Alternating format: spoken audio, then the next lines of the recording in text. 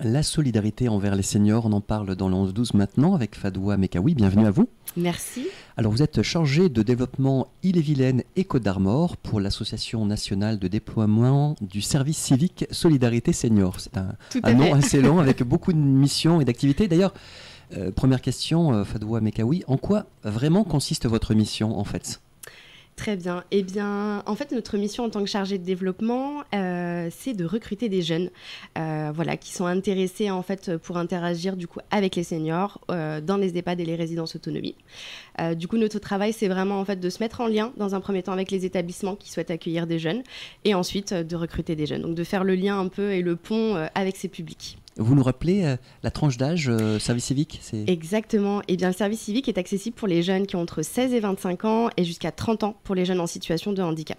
Et l'accueil est bon, c'est-à-dire vous sentez une attention quand vous présentez votre activité ? Tout à fait, auprès des EHPAD et des résidences autonomie d'abord, parce que c'est vrai qu'il y a un intérêt aussi pour eux et un enjeu d'ouvrir leur structure en fait, à ces jeunes qui ne connaissent pas le public. Et ces jeunes-là, pour qui la mission est un vrai choix, vraiment qui veulent s'orienter soit dans les métiers du médico-social, soit dans l'animation auprès des seniors ou tout autre public, mais en tout cas ça permet d'avoir un premier pied à l'étrier. Alors précisément, vous vous inscrivez, Fadoua, dans le cadre d'une mission de mobilisation nationale. Expliquez-nous. Tout à fait. Eh bien, l'association du coup Service Civique Solidarité Senior est une association qui est nationale, qui a son siège à Paris. On a des antennes partout en France et dans toutes les régions. Donc moi, je représente une partie de la Bretagne. On est financé par Malakoff Humanis et la Girarco. Et en effet, du coup, le déploiement est vraiment national et à grande échelle. Vous rencontrez vos homologues des fois, d'autres régions ou de... On se rencontre beaucoup en visio, mais aussi lors de séminaires organisés par la région. Est-ce que, en fonction de cela, il y a une spécificité du territoire ou est-ce que finalement les réflexes, les réponses sont à peu près les mêmes ? C'est homogène en fait. Alors en Bretagne, c'est très actif, surtout en Ille-et-Vilaine. C'est vrai qu'il y a énormément de jeunes qui sont investis. Donc vraiment pour toute la Bretagne, on est à 110 jeunes engagés auprès des aînés. On est vraiment très fiers d'eux pour leur engagement et le temps qu'ils donnent pour les seniors. L'Ille-et-Vilaine est un territoire particulier qui bouge beaucoup avec énormément de jeunes. Après sur les autres régions, je pense que c'est sensiblement la même chose. Est-ce que vous pouvez nous parler, Fadoua Mekaoui, des missions des jeunes ? C'est-à-dire une fois qu'ils sont engagés comme volontaires en service civique dans les EHPAD ou autres structures pour déployer cette solidarité envers les seniors, quel type de mission il y a en fait ? Vous pouvez nous donner quelques missions, quelques journées comme ça ? Comment ça se passe en fait sur le terrain ? Eh bien, nos jeunes sont surtout affectés du coup sur les pôles animation. Donc, ils sont vraiment en soutien et en appui du coup de l'équipe. Donc, ils ne font pas de soins, ils ne donnent pas à manger. Mais vraiment, l'objectif, c'est de lutter contre l'isolement en fait des seniors par des activités en fait artistiques, manuelles, de la lecture de journal, de la discussion. On est vraiment sur du lien social et de la solidarité. Et ce sont des missions qui durent... Alors, on est entre 6 et 8 mois de mission pour 24 à 28 heures semaine et indemnisé 600 € par mois. Oui, ce qui fait que le jeune a le temps de s'acclimater à la structure et puis inversement... Exactement. De se connaître, se familiariser. Exactement. Tout à fait. Il y a vraiment une grosse phase du coup d'adaptation pour nos volontaires et nos structures. On les accompagne, on assure le suivi et le bon déroulement de la mission. Et puis aussi, ce qui est intéressant avec notre mobilisation, c'est qu'on forme en fait nos jeunes. Oui. On propose vraiment tout un programme d'ateliers pour vraiment les accompagner à prendre en main leur mission et surtout à les accompagner dans leurs projets professionnels. Alors les ateliers, justement, vous pouvez nous en parler un peu plus ? Oui, on a des ateliers par exemple sur déjà les droits et les devoirs du volontaire. On a aussi des ateliers qui a trait en fait à bien comprendre les enjeux et les conséquences de l'isolement pour se positionner ensuite en tant que volontaire en service civique. Et puis sur les clés d'une animation réussie, sur les métiers et les formations du bien vieillir, des ateliers d'échange de pratiques aussi qui permettent d'évoquer des problématiques mais pas que, aussi des bonnes idées, des bonnes pratiques, des beaux projets aussi parce qu'il se passe plein de choses et de belles choses dans les EHPAD. Oui, alors justement, est-ce que vous avez des retours en tant que chargé de développement, encore une fois, sur le département d'Ille-et-Vilaine et Côte d'Armor, Fadoua Mekaoui, sur ce qui se vit ? Est-ce que vous avez des retours, du feedback, comme on dit ? Ouais. Exactement. En fait, on est beaucoup en fait sur la communauté en fait de nos jeunes. On est très actifs, du coup, on les mobilise et on les valorise aussi au quotidien. Donc c'est vrai que sur des projets de bien-être, sur des activités manuelles. Donc là, ils sont en train de préparer Pâques. Donc c'est vrai que nos jeunes nous font aussi beaucoup de retours sur ce qui se passe dans les EHPAD et c'est vrai qu'on n'a pas l'occasion d'être là au quotidien, mais en tout cas de belles choses qui se vivent, des résidents qui sont très contents et très heureux d'avoir un peu de jeunesse aussi dans leur structure. Donc c'est du gagnant-gagnant, on peut dire. Exactement. Hein, c'est ça. Alors, c'est vrai que vous êtes en période de recrutement avec l'association, donc je rappelle, nationale de déploiement du service civique Solidarité Senior, et chaque mot a son sens, a son importance, sur le pays de Dinan. Exactement. En fait, c'est vrai qu'on est dans une grosse phase de recrutement, donc sur toute la Bretagne, que ce soit dans le Finistère, Morbihan, Côte d'Armor, Ille-et-Vilaine, on continue en fait à recruter des jeunes et on espère qu'ils seront intéressés pour vivre cette expérience à nos côtés. Sur le pays de Dinan, en effet, donc, qui est vraiment très proche d'ici, Plélan-le-Petit, notamment un Pleudian-sur-Rance, Plouer-sur-Rance aussi, où on recrute encore des jeunes et les résidents n'attendent que vous.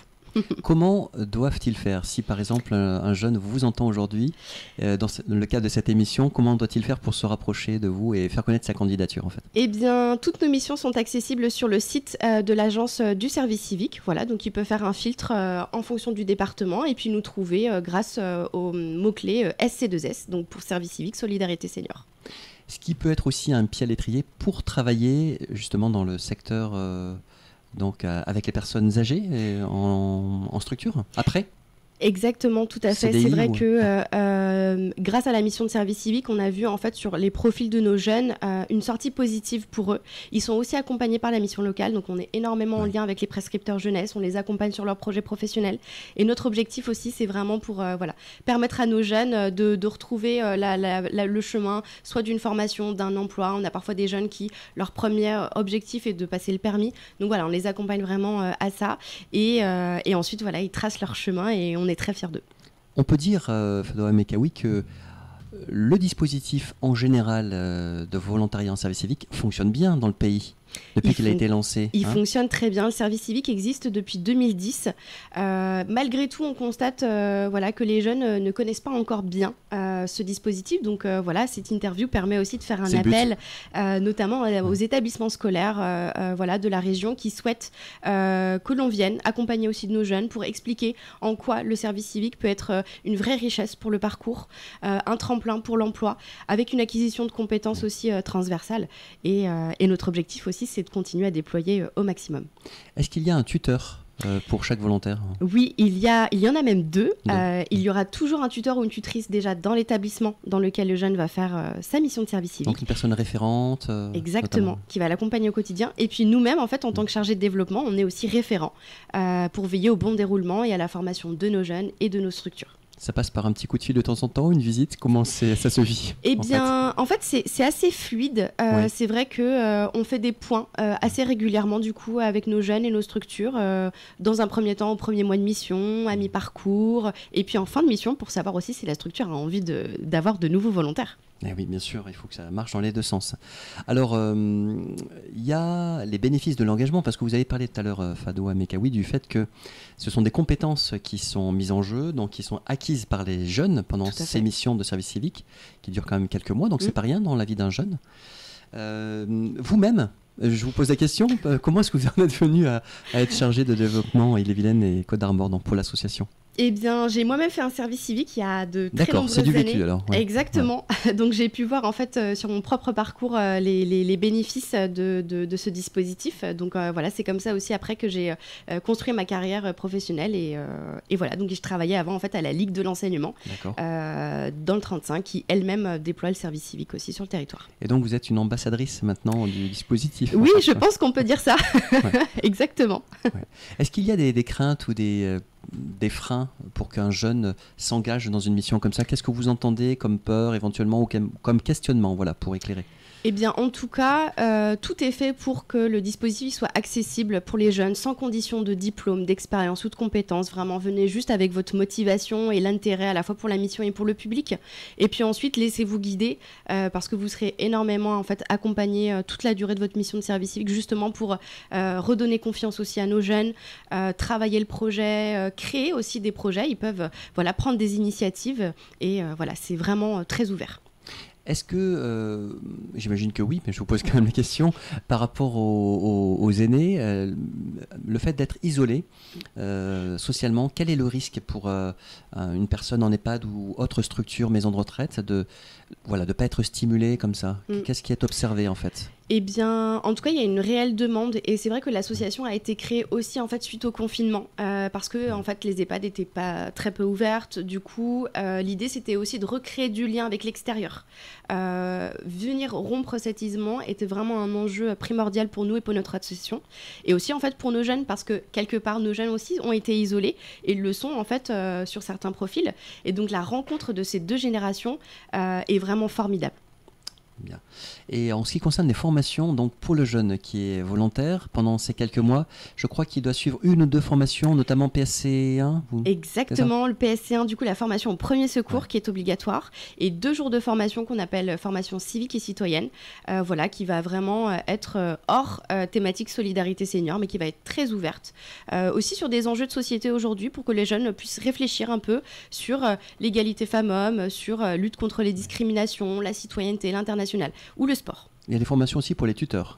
Tout à fait, nous faisons en fait des formations dédiées pour nos structures qui vont vraiment en fait venir les accompagner dans le quotidien du coup du jeune, de la mission, mais aussi au projet d'avenir, et puis qui puissent être aussi un peu, voilà, au même titre que nous en tant que chargés de développement, alerte aussi sur le cadre du dispositif et échanger avec d'autres sur le territoire. Il y a des rassemblements entre différents volontaires, c'est ça, des fois, qui se font? Oui, le département organise des rassemblements. Ces rassemblements, en fait, ont pour objectif voilà, que les jeunes se rencontrent, se connaissent, parlent de leur mission, mais aussi de l'après.